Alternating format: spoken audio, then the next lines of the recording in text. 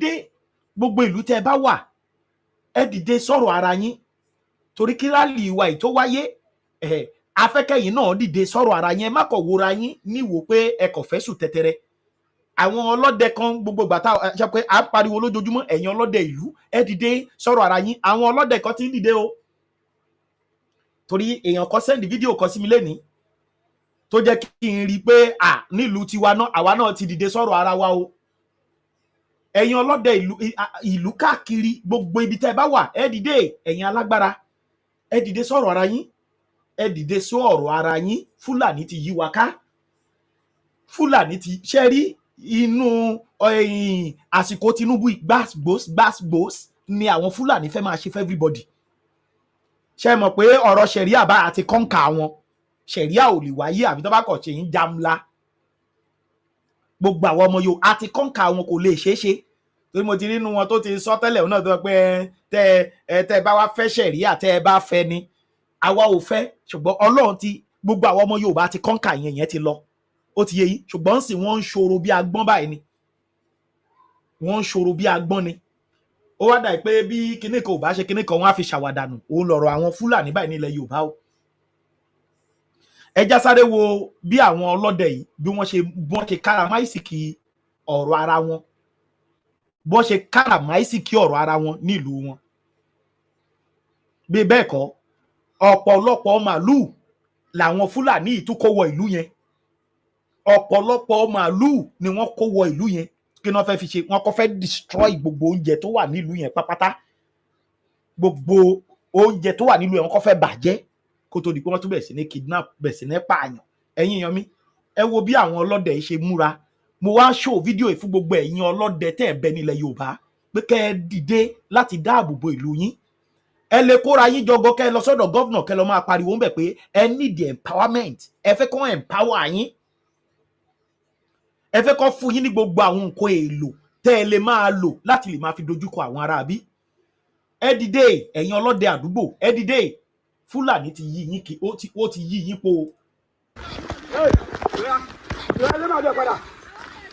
Where you go? Where you pass? Huh? Tell him go back first. Can't go back first. That's it, Yahweh.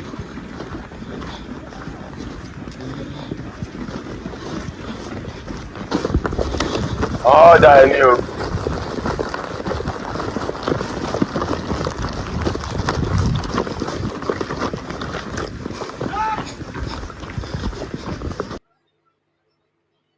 ẹ̀yin èèyàn mi ṣe bẹ́ẹ̀ rí ẹ rí fídíò yẹn ẹ rí pé màálùú yẹn pọ̀ ńgbà tí àwọn ọlọ́dẹ yẹn ní kó máa lọ ńkọ́ kí ni wọ́n ṣe wọ́n sọ èdè sí àwọn màálùú yẹn bẹ̀rẹ̀ sí ní sá eré ni ṣé ti rí àwọn màálùú yẹn bẹ̀rẹ̀ sí ní sá eré ẹni tó ń dà náà bẹ̀rẹ̀ sí ní sá lọ torí pé wọ́n rí àwọn ọlọ́dẹ ẹ bá wo ọwọ́ wọn ẹ rí pé ṣakabùlà náà gbé lọ́wọ́ wọn ní ìbọn gidi lọ́wọ́ pàà kan ṣẹ̀ máa kí ni ẹ ti rí ẹ wo ọwọ́ àwọn ọ̀gá ìsìn yẹn. Where you go? Where you pass? Huh? Tell him go back first. Can't go back first. ẹ̀yin èèyàn mi ẹ jẹ́ bá yín ṣe kó lè tóbi kẹ́ lè rí dáadáa mo fẹ́ kẹ́ ẹ wo ọwọ́ àwọn ọlọ́dẹ yẹn mo fẹ́ kẹ́ ẹ wo ọwọ́ wọn ẹ rí pé ṣakabùlà náà gbé lọ́wọ́ bẹ́ẹ̀ bọ́n ṣe gbé ṣakabùlà yẹn àwọn Fúlàní yẹn sì rí nìrí pé àwọn gáìsì yìí tọ́jú ara wọn o wọ́n dẹ̀ dira. Where you go? Where you pass? Huh? Tell him go back first. Can't go back first. That's it, Yahweh. mo fẹ́ bá yín ṣe kó tóbi dáadáa kẹ́ lè rí. Oh, Daniel.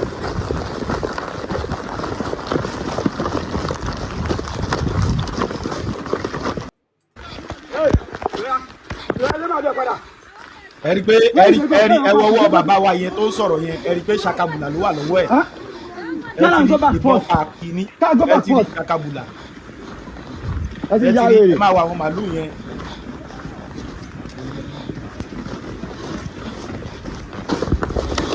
Oh, Daniel.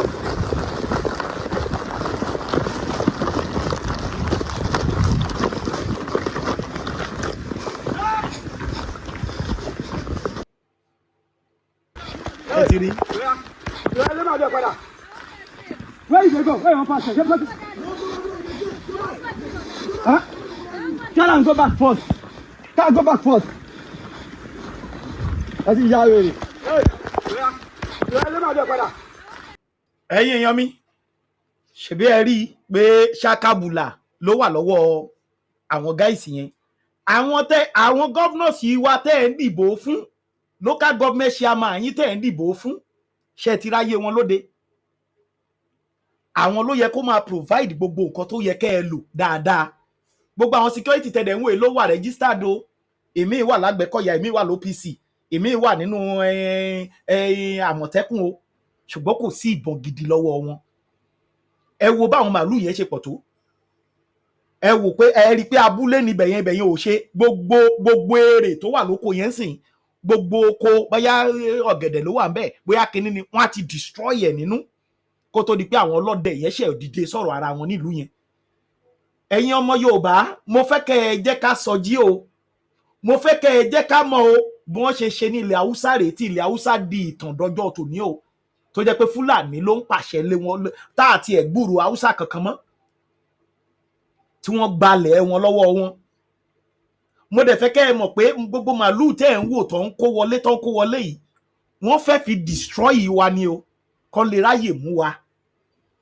ẹ rántí ọjọ́ kìíní àná ńgbà tí ìjà ṣe bí ìjà àwọn Fúlàní jáde wọn ni wọn ní kó tòmátò wọlé wọn ò ní kó kinní wọlé because wọ́n rí kìdẹ́ ṣe pé wọ́n rí wọ́n fi test wa bóyá a ṣì ní oúnjẹ bóyá a ṣì ní nǹkan ṣe mọ̀ pé ńgbà yẹn àwa Yorùbá bẹ̀rẹ̀ sí ní ru tòmátò jáde tòmátò wa bẹ̀rẹ̀ sí ní jáde àwọn náà rí pé àwọn gáìsì ṣì lóúnjẹ ṣe mọ̀ pé nígbà ayé Buhari ni ẹ mọyì àwọn àgbẹ̀ tí wọ́n pa nígbà ayé Buhari ẹ mọ bó ṣe destroy oko wa nígbà ayé Buhari ṣe ẹ̀dẹ̀ mọ̀ pé wọ́n ti dáwọ́ dúró torí pé wọ́n fẹ́ kó wa lẹ́rú gbogbo nǹkan wọ̀nyí ni bàbá wo Olóyè Ọmọ Adéyẹmọ rí o gbogbo nǹkan wọ̀nyí òun ni bàbá Professor Banji Akíntóyè rí o gbogbo nǹkan wọ̀nyí òun ni Koiki Media rí o gbogbo nǹkan wọ̀nyí òun ni Yèyé Dára rí o gbogbo nǹkan wọ̀nyí ni Yorùbáwùyí rí o gbogbo nǹkan wọ̀nyí ni gbogbo àwa sọ̀rọ̀sọ̀rọ̀ rí o tá a fi ń pariwo lójoojúmọ́ tó fi dà pé ṣáwọn gáìsì ò ní iṣẹ́ ni kò sínú wa tí ò níṣẹ́ ẹ̀ ṣùgbọ́n a ti rí i pé ilẹ̀ Yorùbá yìí kó má bàa dìtàn káwa náà lè káwọn ọmọ wa padà sílé ẹ̀yin ènìyàn mi a máa gbọ́dọ̀ dákẹ́ a máa gbọ́dọ̀ sinmi a gbọ́dọ̀ máa pariwo lójoojúmọ́ òní mo ṣe máa ń sọ fẹ́yìn èèyàn wa pé tẹ́ bá ti jí láàárọ̀ ẹ máa gbàdúrà fáwa sọ̀rọ̀sọ̀rọ̀ ẹ jọ̀ọ́ mo bẹ̀ yín ni ẹ máa pray fún wa ẹ máa gbàdúrà fún wa ní gbogbo ìgbà tẹ́ bá ti jí gbogbo ìgbà tẹ́ bá ti ń ṣàdúrà ẹ máa dárúkọ wa ẹ máa gbàdúrà fún wa torí pé ohun gbogbo tá a rí rèé gbàdẹ̀ àtijọ́ láti ìgbà tá a ti tí ò bá sí ti wa ọ̀hún náà ẹ̀yin náà ẹ̀ bá ti mọ ibi tí ilẹ̀ Yorùbá ìbá ti dé lónìí tá a tó dúpẹ́ lọ́wọ́ social media tó tún wà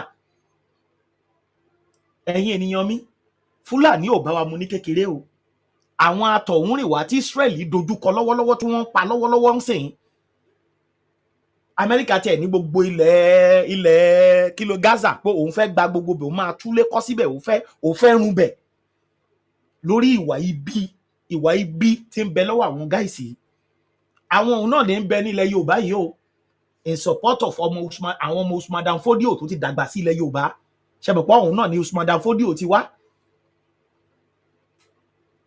àwọn ọmọ Usman Dan Fodio tó dàgbà sí ilẹ̀ Yorùbá ni wọ́n jọ ń fọwọ́ kọwọ́ tọ́jọ́ fẹ̀gbẹ́kẹ̀gbẹ́ tó fi ń destroy ilẹ̀ Yorùbá lójoojúmọ́ o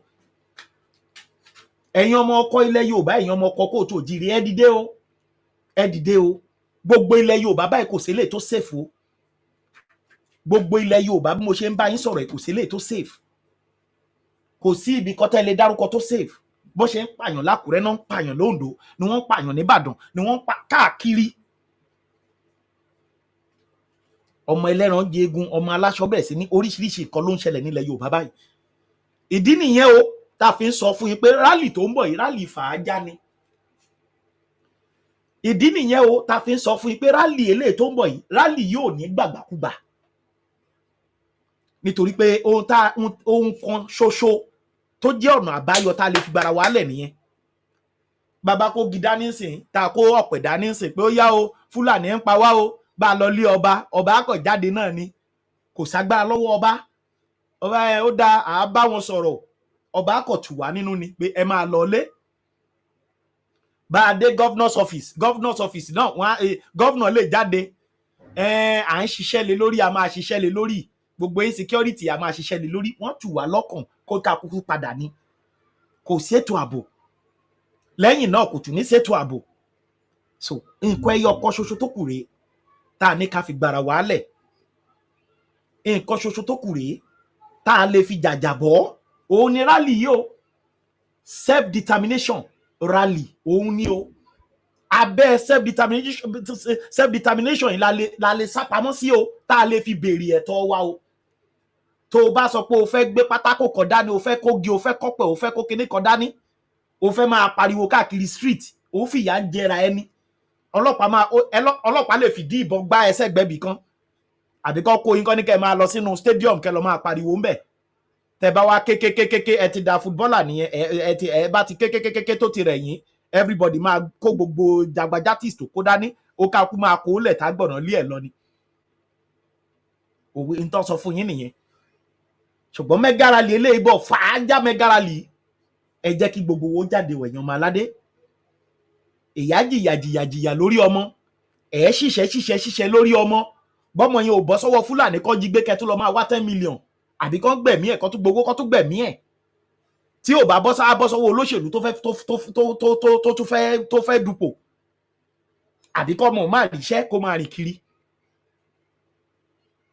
ẹ̀yin àgbẹ̀ wa ṣé bẹ́ẹ̀ ṣe fẹ́ máa ṣeré ẹ̀ lé lọ oko bẹ́ẹ̀ bá dóko wọn pa yín síbẹ̀ ẹ jáde fún mẹ́gàràlì tó ń bọ̀ yìí o ẹ dìde fún mẹ́gàràlì tó ń bọ̀ ẹ̀tọ́ yín ni lábẹ́ òfin òun lẹ gbọ́ lẹ́ẹ̀kan pé Trump máa fi àwọn Biafra lọ́rùn lẹ̀ torí pé wọ́n ń gbé àwọn ìgbésẹ̀ so táwa náà bá jáde tá a bá pariwo fún gbogbo àgbáyé àwọn náà dìde wọ́n á dá sí wa pé àwọn tó tiẹ̀ ń pariwo Yorùbá nation Nàìjíríà ò dáa nìyẹn Ìgbò ń pariwo Yorùbá ń pariwo wọ́n á dá sí wa àjọ àgbáyé á dá sí wa lóòótọ́ lẹ lè máa gbọ́ pé àwọn Amẹ́ríkà o àwọn kìnnìkan Amẹ́ríkà aids o àwọn ló gbé Nàìjíríà o àwọn ló promote Boko Haram o àwọn ló ṣe kìnnìkan o ní tá a gbọ́ nìyẹn ṣùgbọ́n nínú ẹ̀ náà táwa náà bá dìde tá a bá pariwo pé a tiẹ̀ fẹ́ kúrò nínú gbogbo nọ́nsẹ̀nsì yẹn wọ́n á dá wa lóhùn wọ́n á dá wa lóhùn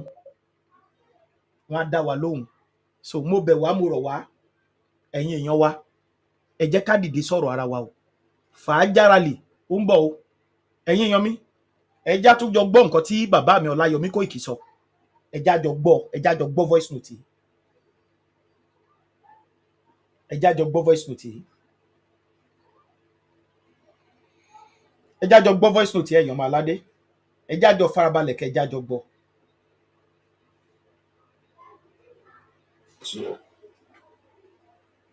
Gbogbo good communication, we will have good relationship. The business between Yoruba country and America must reflect on the citizen, not just the minority within Nigeria as it stands right now. So ìwọ tí à ń sọ fún pé Yoruba country lọ́nà àbáyọ, America náà ti mú nǹkan mẹ́rin wá fún Nigeria. Ó wá pass message yẹn fáwọn governor kó lọ kó fún gbogbo àwọn ọmọ tó ń pera wọn ní Nigeria tó ń bastard. This again is how the US ambassador tó pè rẹ̀ ní Richard Mills, the United States to Nigeria, Richard Mills, also dismissed allegation that the United States Agency for International Development, known as the USAID, and Boko Haram and other terrorist organizations. Where is it go? Where am I? Mills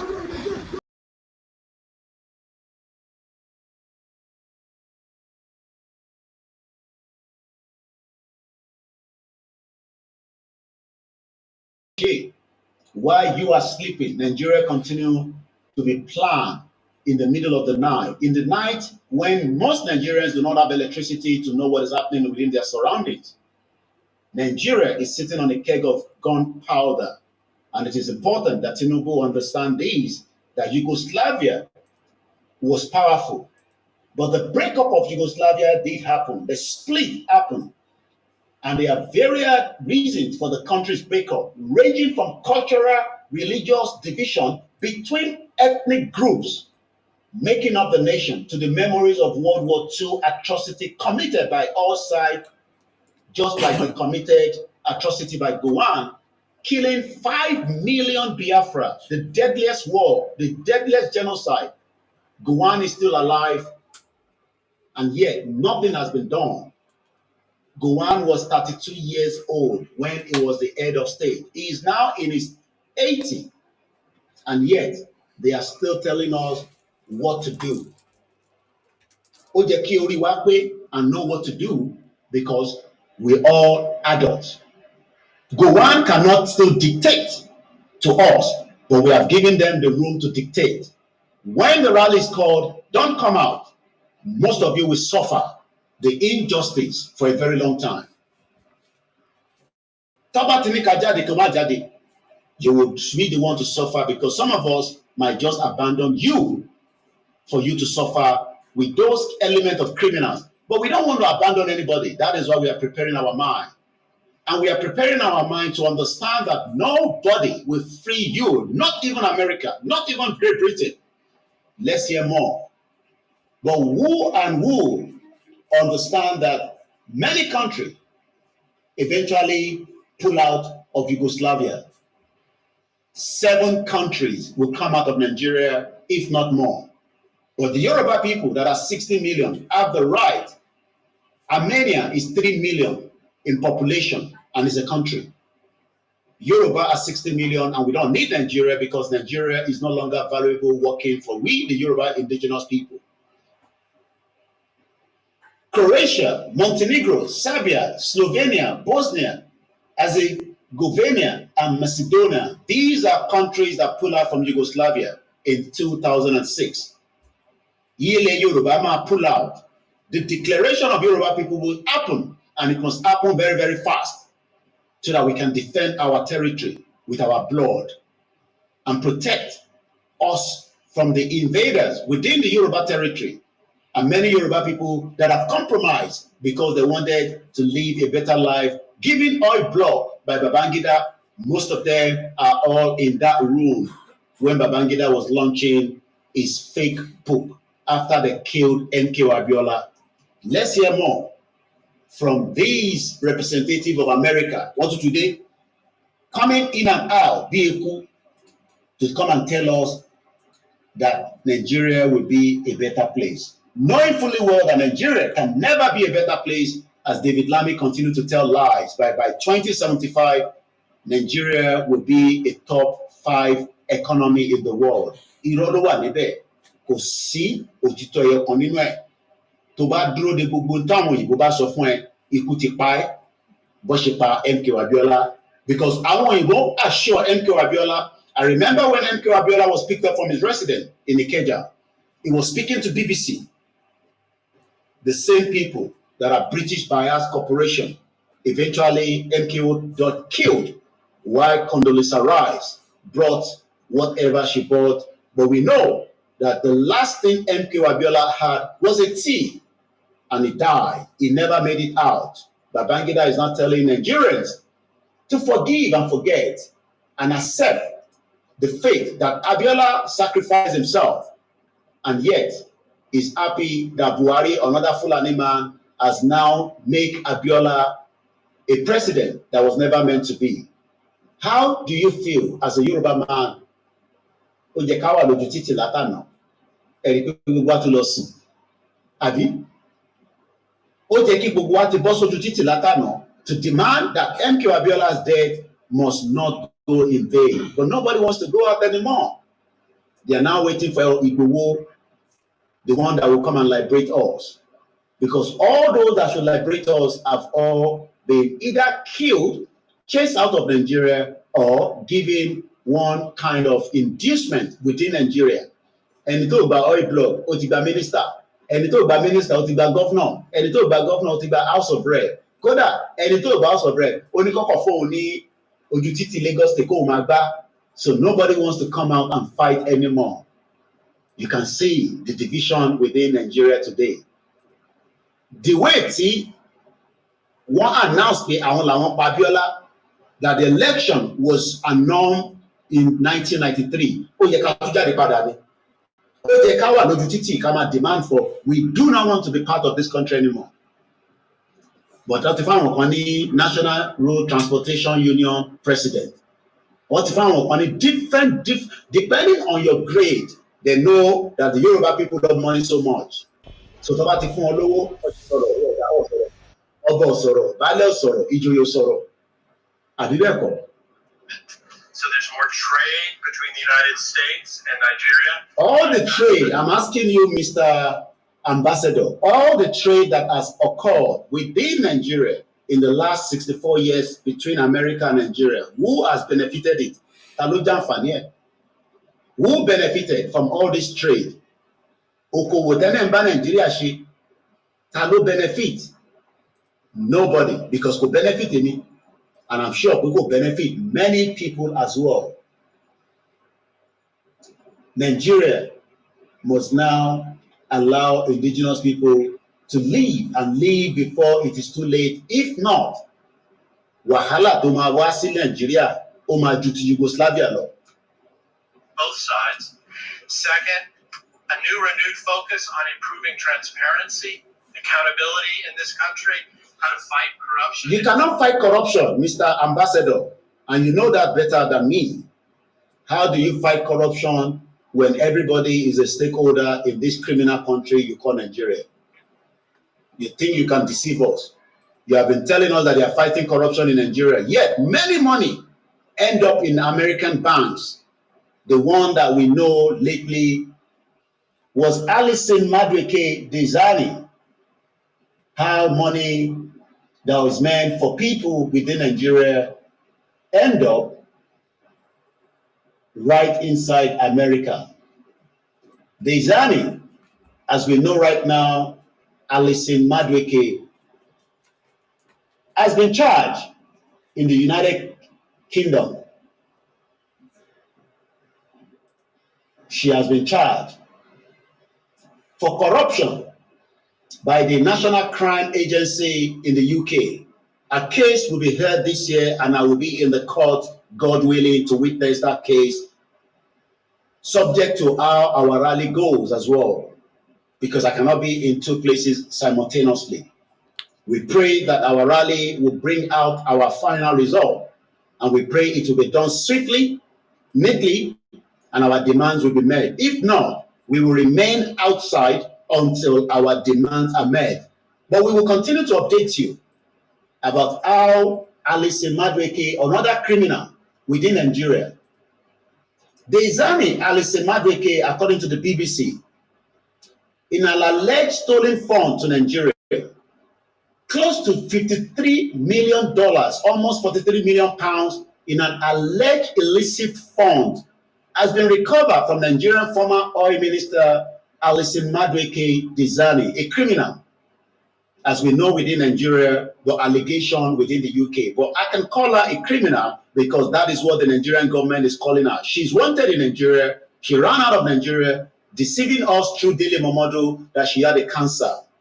Alison Madueke is a fraudster, used Nigerian money with her boyfriend, Aluko, and many criminals within Yoruba, Igbos, and Hausa to steal funds meant for indigenous people out of Nigeria to America. And if these ambassadors telling us about corruption, they better keep their mouth shut, because no corruption can end in Nigeria. The only way we can end corruption is when we have our own independent indigenous people having their own country. Alison Madueke used the public fund